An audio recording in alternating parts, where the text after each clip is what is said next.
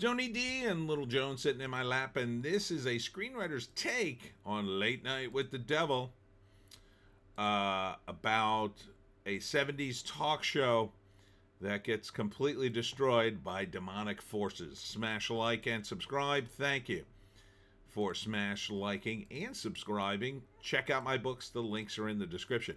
Comedy horror in South Jersey. It's the Pineys. Books 1 through 17. Available at Amazon.com. Don't forget, Kindle Unlimited is free. So, the premise of the show or the movie is there was this late night talk show back in the 70s, and this was the era of devil stuff, right? They did, it's a great job. They did all, there was a satanic panic. There were a lot of movies about Satan and the devil and possession. The Exorcist was big. So the premise of the movie is that back in the late 70s, there was a talk show that was trying to rival the Tonight Show, and it was kind of almost was competing, and then it was starting to die. And the host's wife passed away, and his show was about to be kicked off the air, and he tried more and more desperate things to gain viewership. And then one night on Halloween, he brought in a girl who was possessed. The idea being that it would bring in a lot of viewers. And so they shot the show live, of course, and now this is sort of like a found footage, like it all disappeared and everybody kind of forgot about it. And so this is a found footage movie of what happened that night. And then there's behind the scenes footage. Now, it's as realistic as you could possibly get it. You know, the found footage part, especially the stuff that happens in between commercials, I didn't find, they didn't seem to go the extra mile to make that extra interesting. To me, what I would have done is I would have shot that on like Super 8 film, or made it look like it was shot on Super 8 film, like they had hired somebody to do a behind the scenes look, and that he was following everybody around with a camera. But they just basically, show the off-camera stuff in black and white. And a lot of those scenes are too intimate to really be realistic, like somebody was following them around. But whatever, you can overlook that. But Jack is the host, and it's such a funny stuff. And so he brings on a woman who is his girlfriend, who bills herself as a parapsychologist. So, and then everything goes wrong, and it gets quite crazy at the end. It's interesting because it's very much framed like a 70s movie, and it kind of ends that way. And it's just kind of messed up. The ending of this is like, it goes from 0 to 60, man. A lot of stuff happens at the end. And, it ramps up very distinctly. So, I recommend it. If you're a horror fan, you haven't seen this movie yet, it's pretty interesting. I really enjoyed the 70s sort of look of the show. That aesthetic is very nostalgic for me because I used to watch shows like this all the time. So they nailed that pretty well, I would say. So that's my non-spoiler review. All right, so here's the spoiler review. First act, they have a wind-up for Jack where they explain who Jack is and his show and how he got to where he is. And they show him, like, trying to, get more ratings than, say, Johnny Carson. Like he's a more desperate Johnny Carson. Even this font is very 70s in the color scheme. It's funny. Written and directed by Colin Carnes and Cameron Carnes. So they do a like wind up explaining the whole setup of the movie. Essentially, this is the last, maybe the last show he has a chance to turn this whole thing around and get ratings, and maybe finally beat Johnny Carson. And during that sort of wind up, they show you that he was very much in love with his wife, and she dies of cancer. And in fact, he has her on the show as she's dying about 2 weeks prior. And it's one of his highest rated shows, but he still doesn't beat Carson. And then she dies, and it's very sad. And he kind of goes off the air for a while and then comes back. But one of the interesting things is they tie it into the Bohemian Grove. And they basically tell you that they imply that Jack went to the Bohemian Grove and that it's mysterious and sort of satanic. And when Jack has on, first he has on a mystic, which did happen in the 70s. And then that guy has, first he does a shtick where he's trying to think of somebody's name, but he can't get it right, and he keeps getting it wrong, and then he finally gets it right. Then he has another moment which seems genuine where he communes with a spirit. And then finally, just as about to wrap up the segment, he has like almost like a possession where an evil spirit, probably his wife, possesses him and then hurts him. And you're not sure if he's hurt right away, but he goes into the next segment. And in the next segment, they bring out the skeptic, and he's the guy who says everything's phony. He's sort of based after the Amazing Randy, who was a real guy back in that era. And the Amazing Randy would expose psychics, and he was actually very good. So he's very condescending, like, oh, this is all parlor trick, whatever. And but then at the end of the segment, the mystic is having problems throughout the whole thing, and then he just starts vomiting blood, and it's messed up.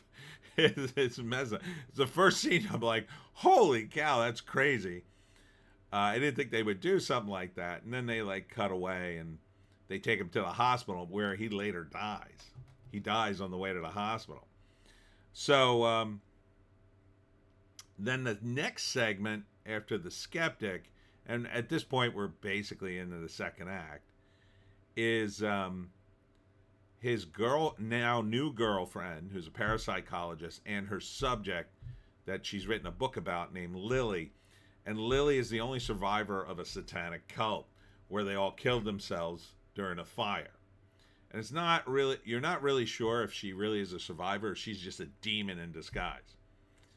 Or if she's just completely possessed by a demon. But she's kind of all messed up. And so they bring her out on the show, and the parapsychologist talks to the demon inside her. And right away she turns into the exorcist. She's got wounds on her face, and she turns into, she turns almost demonic in like one tiny frame. And, the skeptic still doesn't believe it. And the whole time, like, their ratings go through the roof. And so, and the demon even levitates her up in the chair. So they have this whole bit, and it's clear something messed up is happening, but of course they want the show to go on. And so they come back from commercial, and they're interviewing her, and the skeptic's like asking some questions, and then the skeptic says, well, I'll prove to you that it's all fake. So then he hypnotizes Jack's sidekick, who's this like bald fat guy. I think he's in the beginning, this guy. So he hypnotizes him, makes him believe that he's got worms coming out of him. And he hypnotizes the whole audience, and then explains, well, that's what I did. I sort of mass hypnotized you all. And you guys believed it. And then they go to the tape, and you see that, indeed, there wasn't any worms. Like, they show you the worms in one shot, but then when they roll the tape, there's no worms. He just believes he had worms coming out of him. and a small percentage of the audience didn't see it, but everybody else did. And so the skeptic says, see, this is like mass psychosis, basically. But then they start rolling the footage of the demon possession, and it basically brings back the demon, and Minnie, who is the nickname Jack had for his wife. So then in the climax of the whole thing, and if you haven't seen the clip, it's BS insane. If you're gonna watch the movie, don't watch this part of the review. But so she gets completely possessed again, and starts, energy starts roaming around the studios. People panic. She kills the sidekick. Tries to hold up a cross against the demonic girl, and the demonic girl, I think she rises off the floor and her head splits open. It's messed up, and it's like energy coming out of her, and she just looks at the sidekick, and his neck snaps, and he goes down, and he's dead. He picks up the parapsychologist woman by her necklace, levitates her up, and the necklace cuts her throat. She the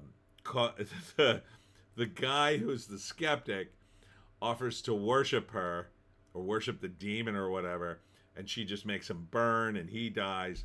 And then Jack goes into this weird sort of fugue state where you're not sure what he's seeing. At first I thought he was dead, and then he's seeing all this crazy things, he's seeing stuff from the show, and he's seeing stuff from his life, especially his wife dying. And then he's suddenly sitting on the bed with his wife as she's dying, and she says, "Please, Jack, end the pain."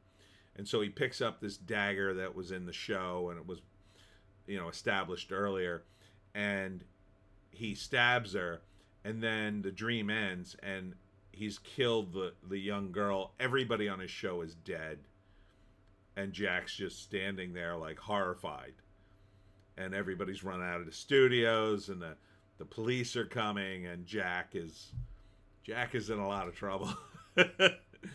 So it's messed up. It's a messed up ending, but it was a very 70s ending, because it just ends. You don't get a resolution, Jack went to jail and went insane and then hung himself or something like that. You just, you can picture in your own mind what happened. And it's just off the wall to see everybody die like that, except Jack. And clearly Jack's going to hell because he did something in the Bohemian Grove. And when they do the Bohemian Grove in his vision, the Satanist who died, who are established earlier in the show through a mini documentary, they appear too. So it's they're all part of the same world of secret cults. So it was really creepy, really crazy and unexpected, and that's kind of why I liked it. And it captures that sort of 70s aesthetic with old television. Now, I said this, I think, when I looked at the trailer. I'm not sure who would connect with that as much. Some people would, because they're my age and they like these kinds of movies. Other people would only have kind of seen this through old clips of The Tonight Show, or, if they ran across a clip from the 70s of some old show for reasons. But this show is very much like those old shows. The show within the movie, I'll say. The behind the scenes stuff was a little too clean. I wish they had done a little more with it. I wish they had done a film effect for that. But they tried to make it like that video effect, but it was all too clean. Trust me, it was all very too clean for that era. They did some effects with the video being like the demonic forces were so powerful, it was like making the video. And there was an interesting bit too, I felt, and this is why I talk about the devil's in the details, literally in this case, that the guys in the control room, and this is what they would have during a live broadcast, and they still do today. They have a guy in a control room, and he's the director of the show, and he's switching the cameras back and forth. And he was seeing something on the cameras, and he kept talking to the what's known as the floor manager. And the floor manager, basically, he's organizing the show, and he's doing things for the director up in the booth. So if he needs to get a message to the cameraman, although the cameraman has a headset, sometimes they break or whatever, he's not doing what you want. You tell the floor manager, do X, Y, and Z.